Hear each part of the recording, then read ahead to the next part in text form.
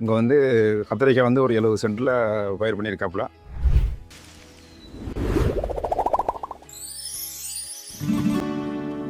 அதில் வந்து வலுப்பு, காய்ப்புழு, பூ இல்லாமல் ரொம்ப கம்மியாக இருந்ததுனால என்ன மருந்து கொடுக்கணும்னு சொல்லி யோசிச்சுட்டு இருக்கும்போது ஏபிகேயில் வந்து எஃப்எல் கொடுத்தா நல்லாயிருக்கும்னு சொல்லி சொன்னாங்க. நல்ல பூ, நல்ல காய், நல்ல சைனிங்கு, வலுப்பு எல்லாம் குறைஞ்சி இப்போ நல்லாயிருக்கு. நல்ல ரிசல்ட் இருக்குது, நல்லா இருக்குது.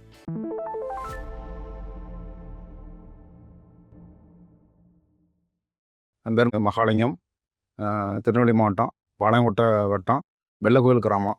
நான் வந்து இந்த அருணாச்சலம் தோட்டத்தில் வந்து வேலை பார்த்துட்ருக்கேன்.